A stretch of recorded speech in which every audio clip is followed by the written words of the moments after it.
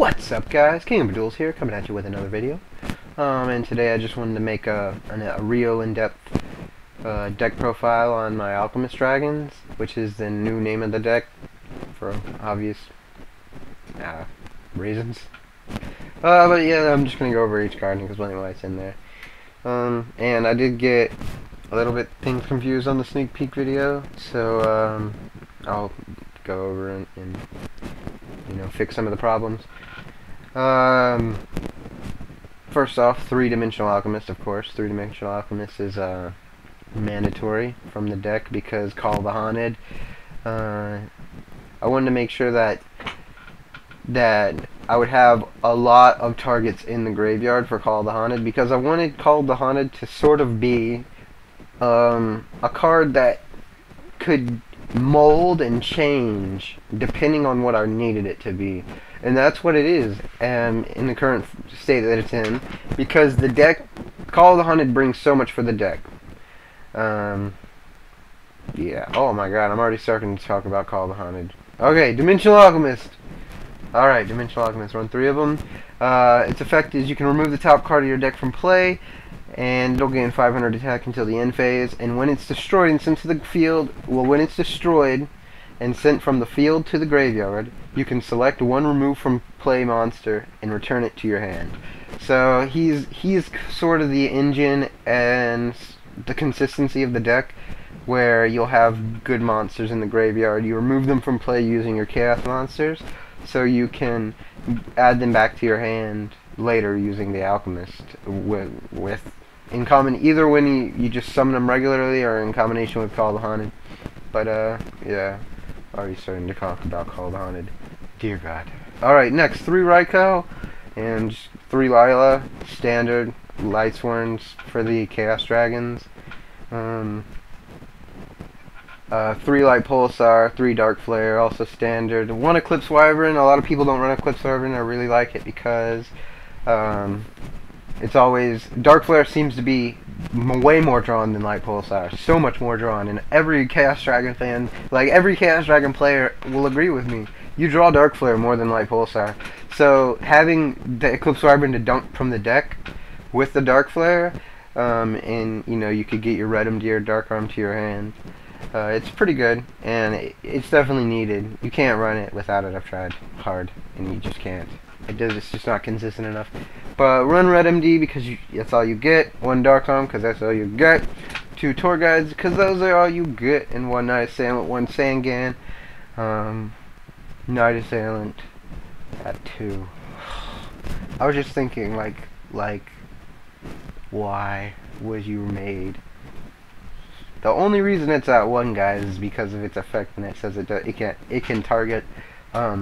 It doesn't say that it can't target itself like most cards that were made. It's a really old card, so it doesn't have that addition.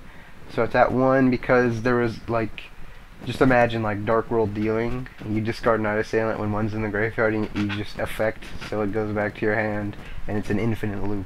But if you didn't know that, then that's why. Yeah, Chaos Sorcerer, BLS, double Trag, Gorz, and double Card Trooper.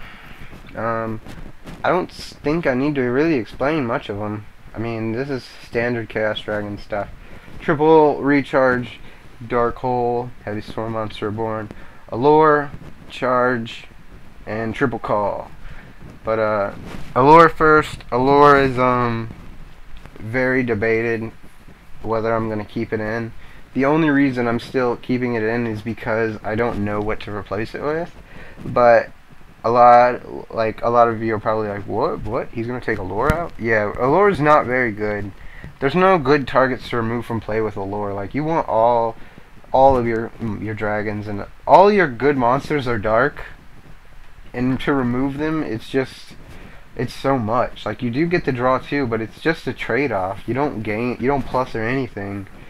You just trade off, and I'd rather just not have Allure in my hand and that good dark monster and anything else besides Allure, pretty much, and then so I could use that dark monster in that other card. But yeah, it was good in Teledad because the whole point of the deck was to turbo through your entire deck so you could get all your dark arms and win. And 3 Call of the Haunted. 3 Call of the Haunted is amazing. I'm not even gonna talk. Alright, Call of the Haunted. Let's say that you have Call of the Haunted and you have one of 9 monsters. I was wrong in my last video where I said that it's only 6 because I forgot that Lightpulsar Dragon also has a ridiculously broken effect that can be abused by Call of the Haunted as well, where its secondary effect, the one that continuously loops REDMD, whenever it's sent to the field to the graveyard, you can special a Dark Dragon from your graveyard. That also resolves if you have a set Call of the Haunted and they MST it, you chain targeting Lightpulsar, you have REDMD in graveyard, and it destroys the Call of the Haunted, and Lightpulsar's effect will resolve unless there's something else being chained, like, unless it misses timing. I'm not going to over-explain it, but unless it misses timing, it will still resolve. But Call of the Haunted. Abusable cards with Call of the Haunted in the deck. Alright, let's go through this. 3 Dimensional Alchemist, obviously. 3 Lylas, because you could just call a Haunted and MST at any point. If it's in your graveyard, you could just, you know, they do anything sucky, the Macrocosmos or something, you just call the Haunted and MST. 3 Lightpulsars for the ability to special Darkflare or REDMD from the graveyard. If it's MST, also just bring in Lightpulsar whenever you feel like it. Darkflare for the same reason. If Red Eyes is in the graveyard and Lightpulsar is in the graveyard and you have Call the Haunted, you call the Haunted for 5,300 damage and not abusable Dark Arm. Sangan, obviously. Of course, if Chaos Sorcerer or BLS are properly summoned, they are both abusable using Call the Haunted. Tragoedia, so you can just, you know, if your opponent has like a level 6 monster and you have Call the Haunted set and Lightpulsar in the hand, you just steal their level 6 monster. Well, you summon Trag from the graveyard, steal their level 6 monster, and exceed into Bonzer or Exabeetle using the Trag and just shenanigans he plays. And Card Trooper, because of the +1, the draw 1. Obviously, everyone knows that. But, let's go to the extra deck, because I'm done talking about Call the Haunted. Levier, standard tour guide engine, Tempo, Wind Up, then mains. Giga Brilliant and Acid Golem. Giga Brilliant over Leviathan because it's a Chaos deck. Light targets are better. Level 4s we got Cowboy, Djinn, the Queen Dragon, Abyss Dweller because you don't want to lose to Atlanteans, and Black Ship of Corn and Maestroke. Abyss Dweller might come out because the deck does do good against Atlanteans, but you just get slaughtered if they go off on you. It's so good to just have it. And Maestroke, I think I already said that. Adrius is the only level 5 target because if I'm overlaying 2 2400 beaters, I'm not going to overlay it for anything but, like, I'm not going to overlay that much damage just for like Zinmayo or Tyrus or something. That's just dumb. I'm going to overlay it to get over, like, if they have a gigantic monster or something that's stopping me, like a face-up, like sort of a Revealing Light or something. That's when you overlay your Dark Flares. Bad Chaos Dragon players will overlay all of their stuff for no reason. A lot of people do that in general. Like, you don't overlay good cards. That's not how the game works. That's not why Xyz were made. Level 6s were Exabeetle and Bonzer. Exabeetle for the same reason as Adrius. You don't overlay good cards, so I'm only overlaying Lightpulsar to get over my opponent's, like, thing that's in my way. And Bonzer just in case I have the nuts and I can, like, game through Gorz. Gaia Dragon's only in there for the Exabeetle because you like send their card to the graveyard, then you overlay Gaia Dragon, because you don't want a 1000 beater. And Gustav Max because he just wins games. When he comes out, you just win. Slaughterhouse. Side deck is really unique. I found that siding in spells and traps just sucked because I had handfuls of spells and traps, and you can't do anything with them in a Chaos deck. If I draw dead cards in my hand like Breaker or Thunder King or anything, I can just ditch them for a Lightpulsar in the graveyard. But MST, like dead, I would side Decrees, like all this stuff. I side Breaker over MST most of the time. But I would just draw so many cards, and I couldn't like I couldn't build my graveyard up to gain that advantage that I needed. Like your advantage isn't mostly hand advantage. It is also hand advantage, but it's mainly graveyard. Your whole deck it all depends on what's in the graveyard. And if you just have a handful of spells and traps, you can't do anything. So double Veiler, double Thunder King,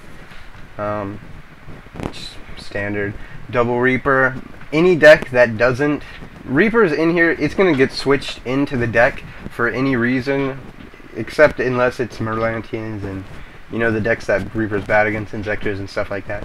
But I just have him in the side deck. He's going in the board. Like, he's gonna probably go in game 2 most of the time, because not because of his like battle effect or anything. Well, he can't be destroyed by battle. Not that. Mainly because of the +1 from the poking. Because fun. Breaker, 3 of them, because Dark MST is good. And Dark MSTs can be removed from play. And triple Maxi. And 3 mystical space. I almost forgot about that. Yeah, I run 5 hand traps because they're really slow. Like I said, the same reason. You don't want a whole bunch of dead cards in your hand. And Maxi is good, but it's not a light or a dark.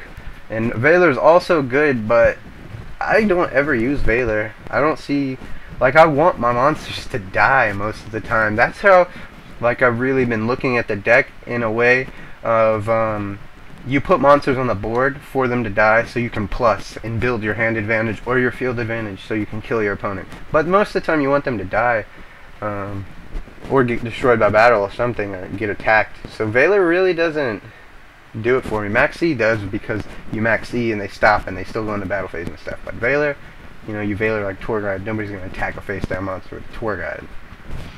But it's just personal preference, of course. That's what the whole game is. But yeah, that's the deck. Any comments would be appreciated. This will be taken to the regionals in Kissimmee on the 19th. So yeah, hopefully I do good there. And yeah, if you have anything to say, leave it in the comment below. Thanks for watching, and see you next time, guys. Peace.